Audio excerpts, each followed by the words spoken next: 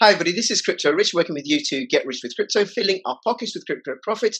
And I am doing one of my most favorite things that I do as part of my channel, where I get a whole bunch of projects together to discuss a particular theme. I have with me Synth from Skycoin, David Atkinson from Holochain, Jason from Komodo and Atomicdex, Captain Draeth from Piratechain, Matt Staircase from 3Speak Online, and Saber Maram, the CEO of Bittube.tv. And we're going to be talking about decentralization. Now, please subscribe, comment, like. Would you like me to do more of these? Which projects would you like? And upvote and all that sort of business. Come and join me on whatever program platforms I'm on. Bittube, YouTube, 3Speak Online, and anywhere else.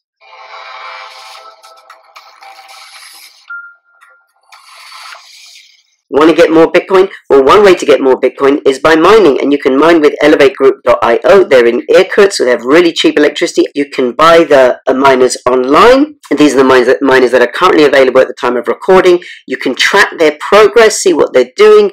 Your miners are doing through the Awesome Miner dashboard, and that way everything is transparent. They publish the profits and the costs and everything publicly on the Telegram group. I do invite you to go check it out, join the Telegram group, and this might be something that you want to take up.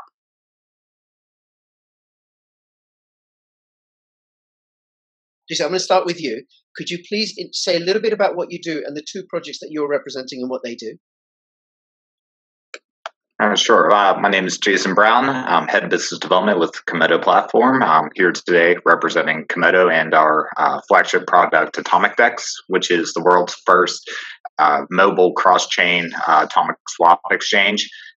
Currently, you can swap between around several dozen cryptocurrencies between each other without any third-party middleman. And no proxy tokens, nobody holding your funds in between the process at any time. In Komodo, we are building a multi-chain architecture, which allows anyone to create their own blockchain and customize it with any sort of features that they would like through our custom consensus module additions. Very good, very good. Thank you, Jason. And I have used the Atomicdex. Works on Android and iOS, and it really is true atomic swap, peer-to-peer with nothing in between.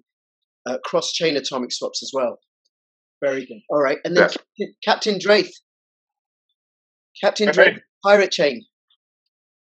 So, as you know, I'm Draeth from Piratechain. I'm one of the captains. I deal with the community management, business management. I do outreach to other exchanges, outreach to other businesses, and so forth. Pretty much steer the ship in the direction that I believe we need to go in.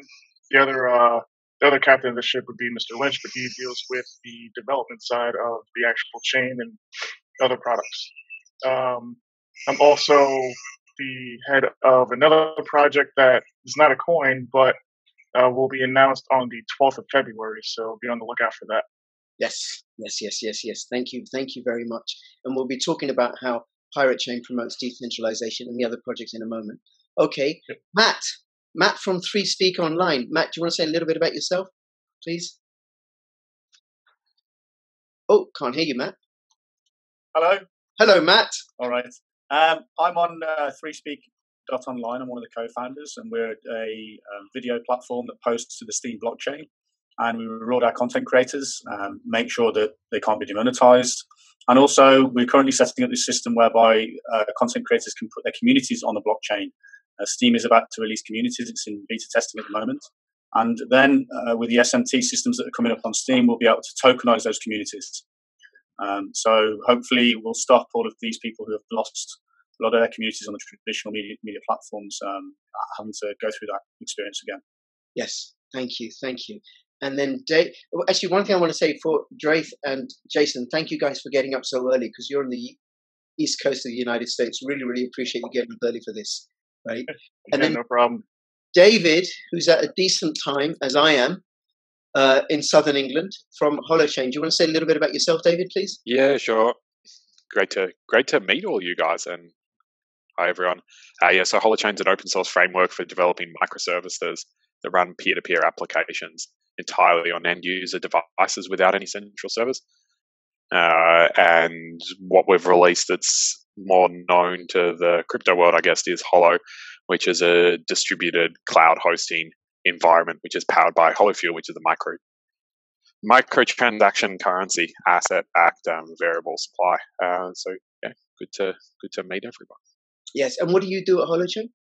Yeah, the ecosystem. So applications on Holochain across energy, gaming, all sorts of areas, and community development and development of the hosting environment. So not technical. Great. Okay, thank you. And then Saber. Hi guys. First of all, nice to meet you all. It's a pleasure to be here. And I'm Saber Maram, the CEO and founder of Bittube. Bittube, in general, tries to build a decentralized video platform, but most important is our airtime protocol, which we developed, which tries to free us or the creators and the viewers from advertisement and gives a monetization layer to host your content or distribute it to without all the fiat system behind it. And the airtime module is basically built as a session-based algorithm which measures the users spend time on any kind of content from creators, and based on that it distributes some Tube coins. Very good, very good. Thank you so much, Saber. Thank you for making it so available. And then last but not at all least, Synth, the co-founder of Skycoin. So I'm just someone who's been in crypto for too long. Here at the beginning, so still here. Still here. Synth, you were one of the developers on Bitcoin in the early days. I worked a little bit on Bitcoin to get it to compile on Linux when it was still on SourceForge, and then I did some other compiler flags and drudgery when it was really early. So I actually told a lot of people in Silicon Valley to buy Bitcoin when it was at a penny, and I had a guy who was VP of Facebook or engineering at Facebook, shit talking me in a Facebook group and saying this is a scam and this is a Ponzi and this guy's a fucking idiot, and he was thrashing me. And there were these guys that were going to buy $1 million of Bitcoin when it was a penny. They thought it was cool, and he's like, no, if you buy that, you're giving money to scammers. And then Bitcoin went to $1,000 in the next 2 years, and this guy was getting bitch slapped by these Silicon Valley VCs that lost $10 billion because they didn't buy Bitcoin when it was at a penny because they were listening to the VP of engineering at Facebook, and then he started attacking me because I hurt his reputation because I said to buy Bitcoin and he disagreed with. So I've been in the middle of this shit since every year it's another more bullshit. You have indeed. And when did Skycoin ICO? I don't know. It was almost 8 or 10 years ago when we I think the same week as Litecoin, I think. But we only let you buy it if you could compile it from source, and I think that really screwed us up for the first 3 years because that really limited it to 12 people. So right. Okay, so we have an original gangster from the crypto space. When the rest of us, we were still in our crypto nappies. Synth was paying for Bitcoin. Okay, I don't know if I would have got it. Sorry, Synth.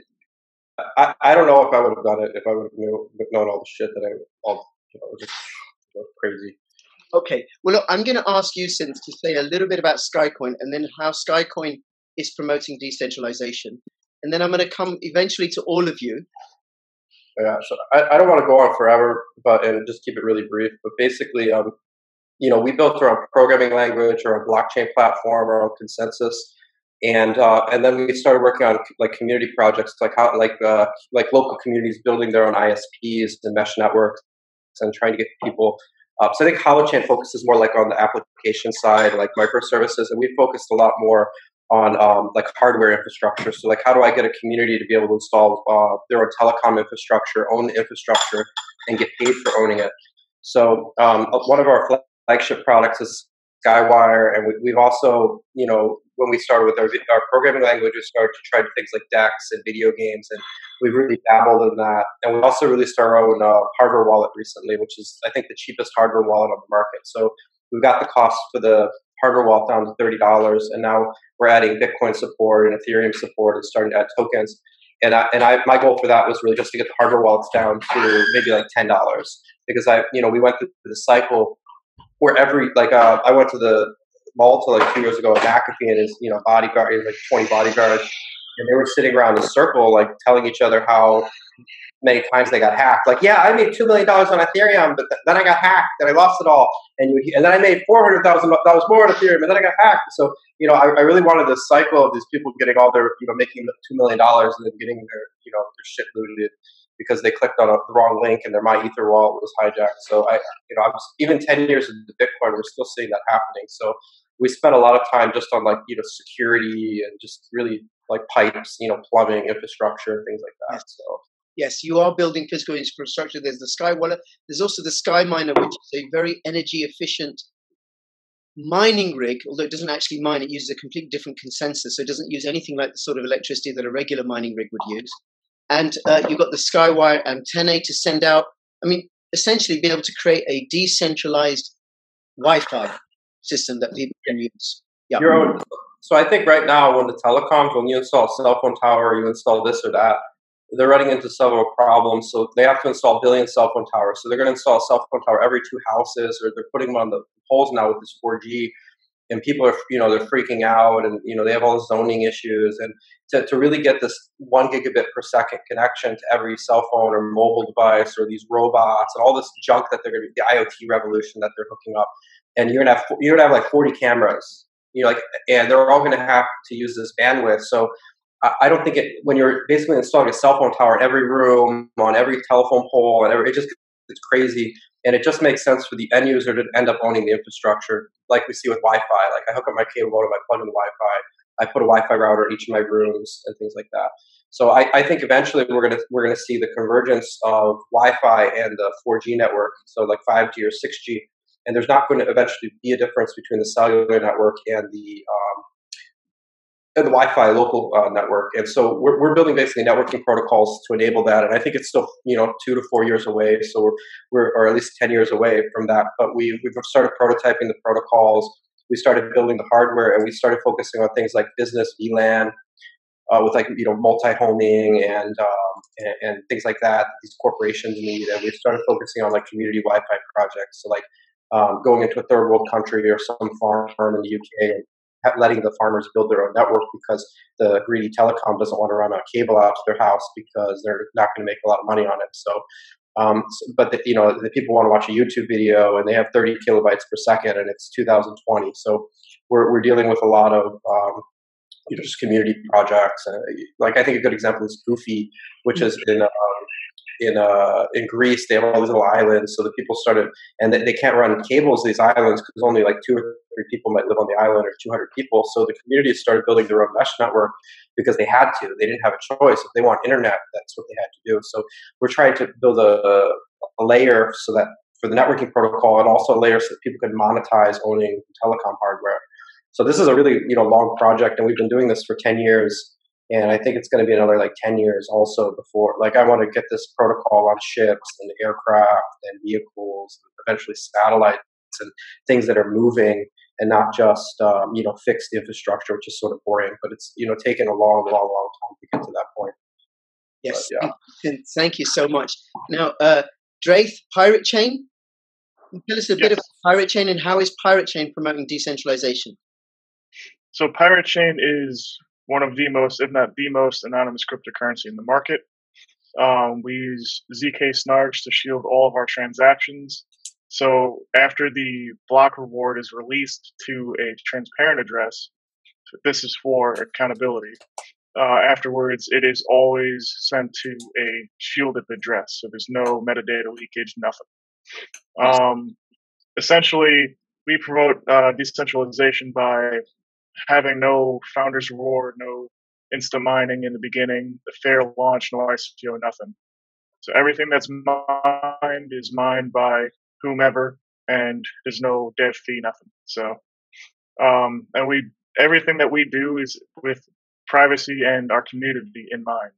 Yeah. So we don't, pull any stupid tricks like other coins do or anything like that. We fundraise through the community since there's no actual funding for the project. So, Yes, very good, very good. Community project, open source, fully decentralized, no pre-mine, no ICO, and the most private cryptocurrency going. Nothing on the blockchain whatsoever that you can see once the combined.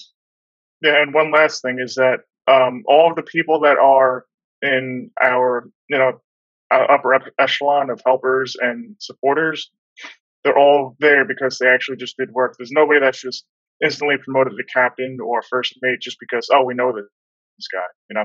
Everyone's done their work. Everyone's done tons and tons of hours of just any kind of support they can provide, and that's how we have our structure. So yes, very good, very good. And I am very heavily involved in Piratechain, done loads of videos and done loads of videos, interviews with Synth, which will be on my channel, no doubt. So please subscribe. Now, one of the things that Piratechain's doing is working out, becoming one of the coins that's on Atomicdex.io. So I'm coming to you, Jason, which is which is not easy, because how do you do a peer-to-peer transaction when the transaction's completely invisible, right? Like David Atkinson, if I'm going to send you Piratechain, how are you and I going to work it out when you can't see anything on the blockchain? That's one of the challenges. Jason, do you want to say a little bit about how Atomicdex.io promotes decentralization, and also then how Komodo promotes decentralization? Sure. So Atomicdex promotes decentralization, through the ability to trade without relinquishing your funds. As we've seen in many different exchange hacks, just recently, Altbit, a small exchange, just got hacked for quite some money. Binance earlier this year. We've heard other ones, Mt. Gox, Bitfinex. This is something that's happening over and over and over again. And this is, it's a consequence of the centralized exchange models that we currently use, whether that's a true centralized exchange like Binance or a proxy token DEX like CryptoBridge, which was also hacked and consequently went out of business. So the main issue with relinquishing your coins to other people is that something could happen, and then all of a sudden you're out of luck, and your coins are lost, or you have to socialize losses that the exchange took. So through Atomicdex, by holding your own private key at all stages of the process, through doing a swap that will either complete or fail, and if it fails, the coins will be returned back to you automatically. This promotes decentralization of funds and trading, which is very good for the ecosystem at large. For Komodo, before you go into Komodo, right? Just want to say, with Atomicdex, it works on iOS and it works on Android. And there's no sign. Correct. No, I'm just correct. Yes, I have used it on my Android phone. No issues whatsoever. No sign up whatsoever. No email. Nothing. So it's anonymous in that regard as well. Correct. Yes, it is a non-custodial, non-hosted service. So there is no KYC, no AML, no sign-ups, no email you have to give. It's private in that sense, and decentralized in that sense as well. Because one of the targets that hackers are going after beyond just coins and exchanges is the KYC information, which then they will sell on dark markets. It's very important to push decentralization in terms of trading out in the world, because I don't think people take this risk as seriously as they should. We'll see what happens. So, the second part of decentralization I'd like to talk about is with what we're doing at Komodo. So, as I mentioned briefly earlier, we are a multi-chain ecosystem. Currently, we have about 4 dozen chains running in production right now, and these chains are all independent. And why this is so important is to give a little history. Is that Komodo and its predecessor form, SuperNet, in 2014, 2015, was built on the NXT platform. But the issue that we ran into is that they would push through updates which would, not have any backwards compatibility. They raised the fees on the infrastructure, on the blockchain network, which made the things that we built not profitable business-wise, and it ended up being a whole kerfuffle. And this is a an issue that many different projects face when they try to build on top of other platforms. Ethereum's a good example. When there's one successful application, the whole network bogs down. Then all of a sudden, you're paying outrageous amounts of fees. Another example where centralized, control of the Ethereum platform has screwed over users was the parity wallet bug, where millions of dollars of Ethereum just got locked up, and it's going to take some sort of rollback or hard fork to unlock those funds. So these issues highlight the importance of decentralization when it comes to the projects themselves. And we try to promote that by giving everyone the ability to build on their own blockchain. And Komodo provides services that will aid them in cutting down development time, and also providing things like Bitcoin level security through checkpointing onto the Bitcoin blockchain. Yeah, thank you. It's an open source project. It's also a community project. I think they did do an ICO a few years ago, I think in 2016. Correct, yes. Piratechain uses some of Komodo's technology. And the way that Komodo works, my understanding is the asset chain, there's no load on the Komodo blockchain like there is with Ethereum. You have 2 transactions going with the ERC20s. There's no load with the Komodo asset chains. And it's been tested to how many transactions per second? So currently, through our multi-chain model, we have confirmed 42,000 transactions per second, spaced over, I think it was about 1,000 blockchains. We just did a capacity test, and we found this is linearly scalable. So if we ever needed even more transaction capacity, we could just keep adding more chains and do a burn protocol between these scaling chains and the main chain. The taxation model that is found in a lot of platform type projects is something that we were very much against, and that's another sort of point of centralization, is that we sort of got into at least a lot of people in the early days got into cryptocurrency to not be beholden to any one project or any one thing. We join this for open source development to be able to use technology as free as possible, and we see that the current models that people are using, such as Ethereum and EOS especially, with their charging for RAM, which is crazy in my eyes, but that this type of model, not only is it not going to last long term, because these projects, once the costs of this taxation, essentially through fees, through gas and contracts and so on, becomes too high, then they're just going to move off and build their own platform. So we had a little bit of foresight to start building that infrastructure out and doing it in a low cost way as possible, so as many people as possible can participate in blockchain development. Yeah, very good, very good, Jason. Thank you so much. Now, who wants to go next? David, Matt, Saber? I like. Go on I then. can go. Perfect, yeah. Bittube by himself is right now a hybrid platform between cloud services and decentralized distributed storage with the WebTorrent protocol. And we're trying to solve multiple... Oh, Saber, we lost your sound. A call. Yes, I got the call. Okay. You're trying to solve... Yeah, and we try to solve multiple problems. One of them is to build a censorship-resistant network for content creators, because with all the crap which is going on with YouTube and social media in general. And the second part is the advertisement. So we start to analyze what's going on and why all this is happening on, for example, YouTube, etc., and why they're wiping out so many kind of content creators. And sooner or later, we realized that one of the main issues are the advertisers by himself. So advertisement is one of the main solutions to monetize everyone or every project, etc. And at the same time, these advertisers are deciding which kind of content should be on the net and which one not.